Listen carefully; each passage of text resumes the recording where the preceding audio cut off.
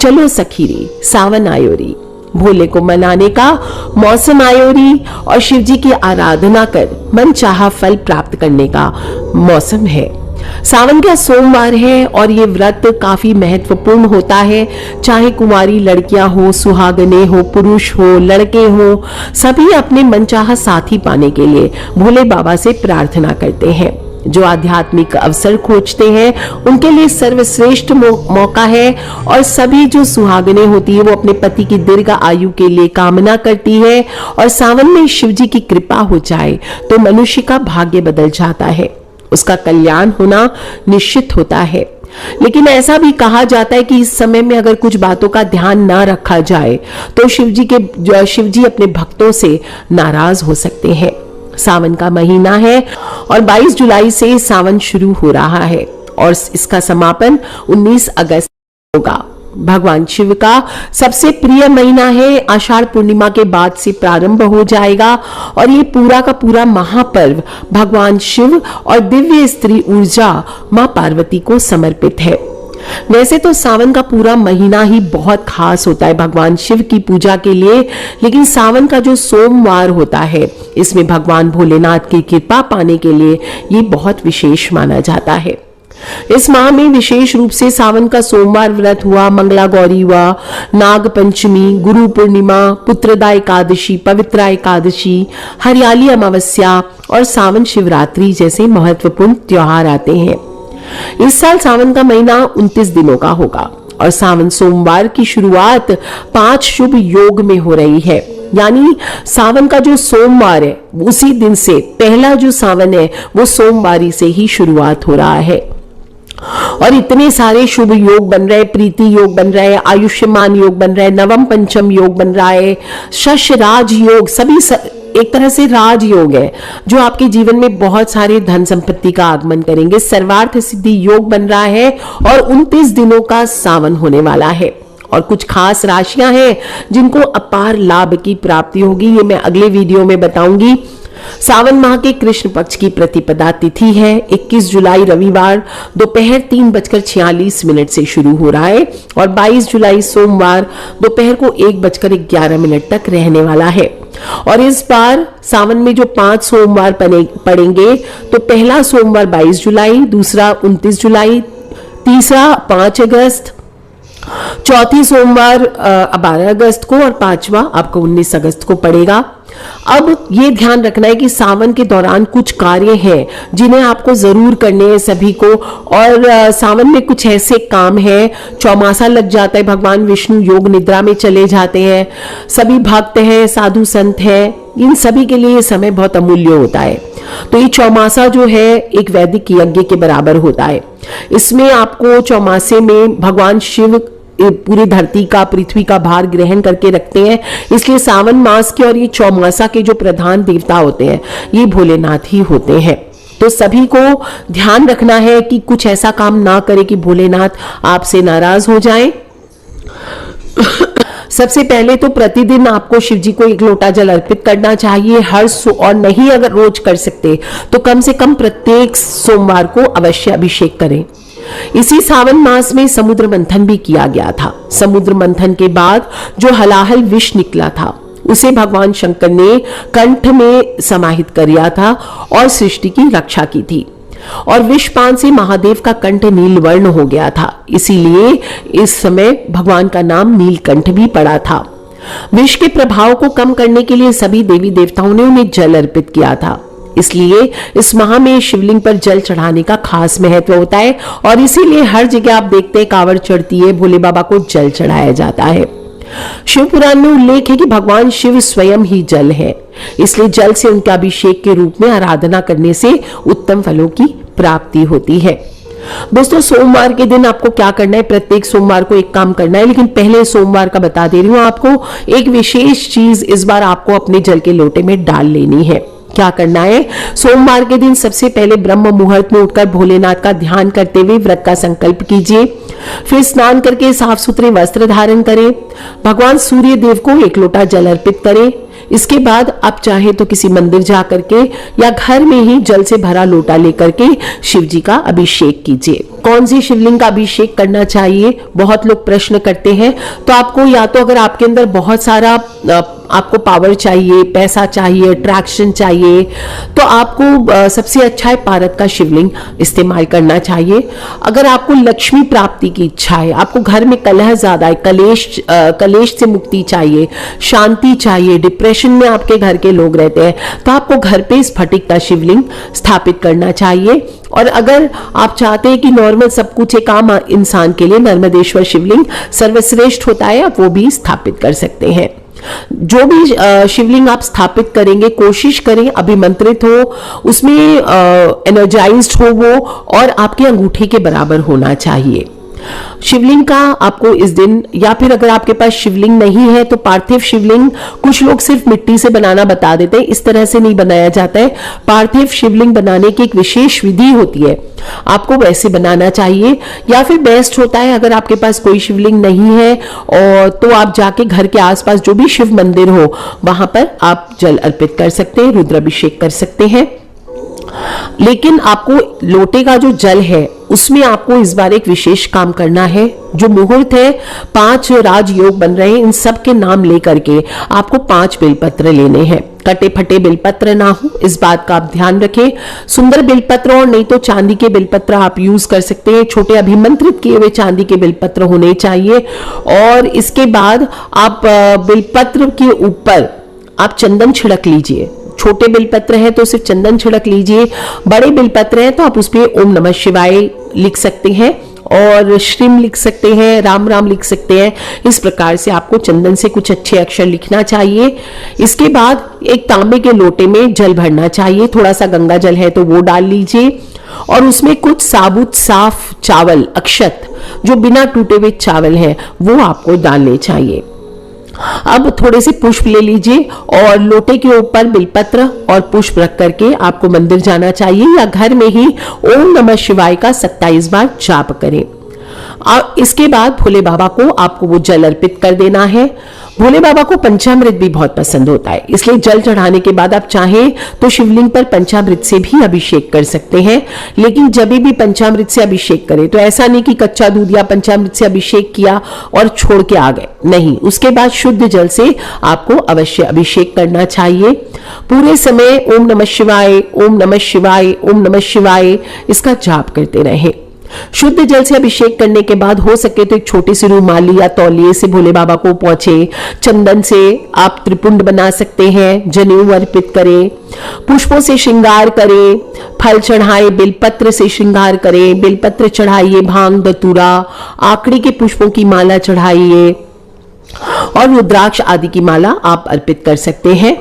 थोड़ा सा शहद इस दिन आपको अवश्य अर्पित करना चाहिए। अगर आप चाहते हैं आपके रिलेशंस मधुर हो तो आपको थोड़ा सा शहद भी अर्पित करना चाहिए और धूप दीप करें।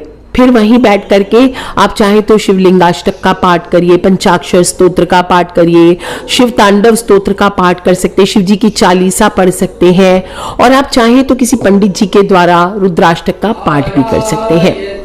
फिर रुद्राक्ष की अगर आपके पास अभिमंत्रित माला है, संस्कारित माला है, तो आपको इससे 108 बार महामृत्युंजय मंत्र का जाप करना चाहिए। ओम त्र्यंबकम यजामहे सुगंधिम पुष्टिवर्धनम उर्वारुकमिव बंधना मृत्योर्मुक्षी मामृतात्। इस प्रकार से जाप कीजिए। इस दिन महामृत्युंजय मंत्र का जाप करना सर्वश्रेष्ठ माना गया है। और अगर मंदिर में पूजा कर रहे हैं आप तो घर में आकर के आपको भगवान शिव की प्रतिमा हो, कोई फोटो हो या घर के ईशान कोण में एक दीपक ओम नमः शिवाय बोलते हुए जरूर जलाना चाहिए। और अगर फोटो आदि, मूर्ति आदि है तो उन्हें तिलक लगाकर पूजा अवश्य करें, थोड़ा सा भोग अर्पित करें। अंत में अगर आप चाहें तो श्रावण माह के सोमवार के व्रत की कथा भी सुन सकते हैं और श्रद्धा पूर्वक भगवान शिव की आरती करें। शीश दंग अर्दंग पार्वती सदा विराजत कैलाशी नंदी वंगी नृत्य करत है गुण भक्त शिव के दासी। इस प्रकार से आरती करें भोले बाबा की, उनसे आशीष मांगे, प्रसाद वितरण करें, क्षमा प्रार्थना करें कि जाने अनजाने कोई भूल चूक हुई है तो प्रभु आप मुझे क्षमा करें। दोस्तों, आशीर्वाद मांगे अपने लिए, अपने परिवार के लिए, अपने रिश्तों के लिए, और ये बहुत शुभ माना जाता है। हो सके तो इस दिन व्रत रखना चाहिए। व्रत कैसे रखा जाता है? शिव जी का व्रत 3 प्रहर का रखा जाता है और संयम रखना चाहिए। इस हर प्रकार का संयम रखें। आत्मचिंतन का समय होता है, ध्यान का समय होता है, तो ध्यान का अभ्यास करें। इस पवित्र अवधि जो सावन का महीना है, ये पवित्र अवधि अपने आत्मनिरीक्षण, आप जीवन में क्या कर रहे हैं, क्या करना चाहते हैं, अपने आध्यात्मिक विकास की ओर आपको ध्यान देना चाहिए। चौमासा होता है सावन में, तो दैवीय मार्गदर्शन लेना चाहिए। अपने गुरु, अपने ज्योतिष जो भी हैं, उनका संग करें। याद रखें, सावन आध्यात्मिक कायाकल्प का अवसर है, परमात्मा से जुड़ने का समय है। तो भगवान शिव की कृपा आप सब पर बनी रहे और सावन के पवित्र महीने में आध्यात्मिक शुभता और शुद्धता इसको बनाए रखने के लिए कुछ चीजों से बचने की भी सलाह दी जाती है। एक तो सावन में जहां तहां निवास नहीं करना चाहिए। कीड़े मकोड़े बहुत ज्यादा निकलते हैं, घर में नकारात्मकताएं बढ़ जाती है। तो इस मौसम में अपने घर को हर समय साफ सुथरा आपको रखना चाहिए। कूड़ा कचरा नहीं इकट्ठा करके रखना चाहिए। सुबह शाम आपको सुगंधित धूप करना चाहिए। इससे एक तो घर का वातावरण पवित्र रहता है और कम से कम ओम नमः शिवाय का कम से कम 11 माला का या एक ही माला कीजिए सच्चे दिल से, पर आपको जाप अवश्य करना चाहिए। सावन के पूरे महीने में आपको सात्विक भोजन करना चाहिए। भूल से भी मांस, मछली, अंडा, लहसुन, प्याज, मदिरा आदि किसी भी प्रकार के मांसाहार हुए, नॉनवेज हुए, ड्रिंक्स आदि हुए, नशे की चीजें हुए, इससे आपको परहेज रखना चाहिए। व्रत के दिन फलाहार करना चाहिए, ये श्रेष्ठ होता है। नहीं कर सकते तो कम से कम एक समय सात्विक भोजन करें। भोजन बनाए भी तो पूरी शुद्धता के साथ आपको देसी घी में या सरसों के तेल में ही भोजन बनाना चाहिए। और जो लोग फलाहार करते हैं या वो लोग एक समय सात्विक भोजन भी कर सकते हैं। गलत भोजन तामसिक माना जाता है और यह आध्यात्मिक विकास में बाधा बनता है। यह आपके दिमाग और शरीर के संतुलन को बिगाड़ देता है। आपकी स्वास्थ्य और आपके आध्यात्मिक कल्याण, आज तक आपकी जितनी पद यात्रा हुई है वो सभी के फल को नष्ट कर देता है। पाचन तंत्र सावन के महीने में धीमी गति से काम करता है, इसलिए इस मौसम में विशेष रूप से खान पान अगर नहीं भी सही रखा गया तो आपकी सेहत खराब हो सकती है। इसलिए आपको ध्यान रखना चाहिए। नियमों का पूरी तरह से पालन करें। व्रत को अधूरा नहीं छोड़ना चाहिए। जैसे कुछ लोग 4 सोमवार व्रत का संकल्प लेते हैं लेकिन 2 करके छोड़ देते हैं। अगर आपको लगता है मैं 4 सोमवार नहीं कर पाऊंगा, 2 ही कर पाऊंगा, तो मन में 2 का ही संकल्प लीजिए। बाद में आपकी इच्छा हो तो 4 सोमवार या 5 सोमवार का आप संकल्प ले सकते हैं। और व्रत या फिर आपको संकल्प लेने की आवश्यकता ही नहीं, आप मन में कर लीजिए कि मुझसे जितने हो पाएंगे मैं उतना करूंगा। ये सोच करके आपको आचरण को पवित्र रख के किसी का भी दिल दुखाए बिना आपको व्रत को धारण करना चाहिए। आप देखेंगे यही सावन का महीना आपको कितना फलदायी होगा।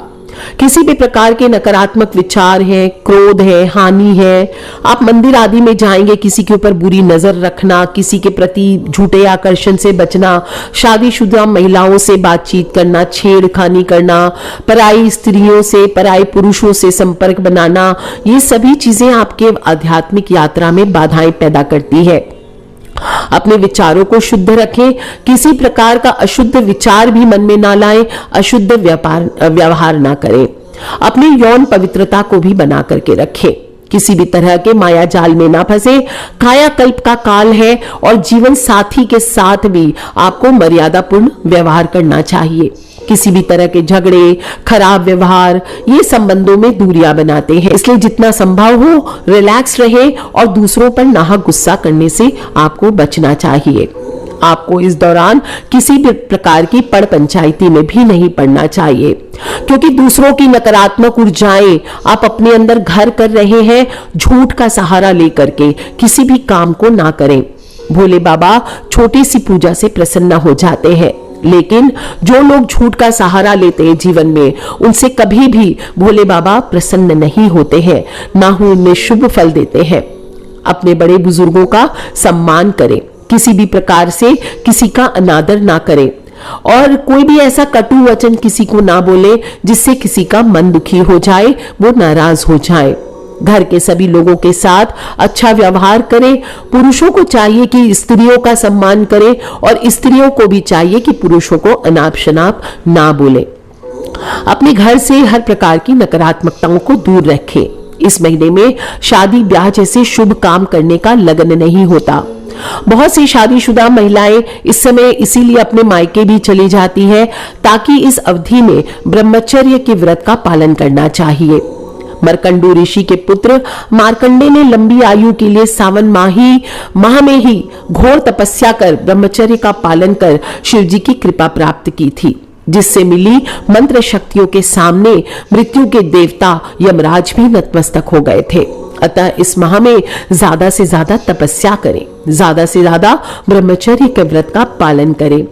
अनावश्यक यात्राओं से भी आपको बचना चाहिए। इस दौरान की गई यात्राएं सफल नहीं होती है, उल्टा कुमार्ग पर लेकर जाती है, दुर्भाग्य को पैदा करती है। इसलिए कोशिश करना चाहिए कि श्रावण के महीने में आपको यात्रा कम से कम करें और एक अवधि है जिसको आपको मर्यादापूर्ण तरीके से बिताना चाहिए।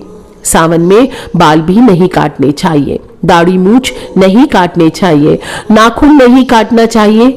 वैसे तो देखा जाए तो ये एक धार्मिक मान्यता है जिसका पालन वर्षों से किया जा रहा है और किसी भी मान्यता की जब शुरुआत हुई तो उस समय जो चलता था उस समय के काल प्रसंग और स्थितियों को देखकर की जाती थी। तो साइंटिफिकली तो मुझे आज तक ये बात समझ नहीं आई, लेकिन कहा जाता है कि गुरु ग्रह थोड़े कमजोर हो जाते हैं, इसलिए नहीं करना चाहिए।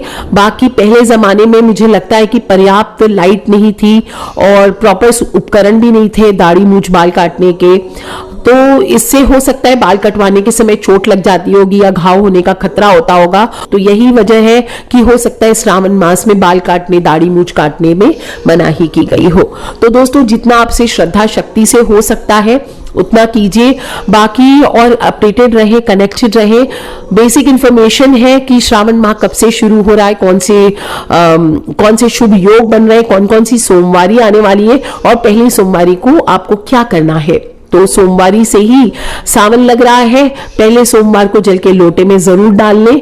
आप एक चीज मैंने बताई है, वो है 5 बेलपत्र नाम लिख करके और साथ में थोड़ा चंदन और 1 बूंद शहद आपको जल के लोटे में डालना है। तो कर लीजिए उपाय दोस्तों, खिलखिलाते रहे, मुस्कुराते रहे। और छोटी सी बात है, अपने फ्रेंड्स, फैमिली, मम्मी पापा, भाई बहन, बच्चे सभी लोगों से शेयर करते रहा करें, क्योंकि हमें नहीं पता होता है कौन सा उपाय कब किसकी लाइफ बदल दे। So love you all friends, take care. जय माता दी, बम बम भोलेनाथ की जयकारा, शेरावाली दा बोल, सांचे दरबार की जय।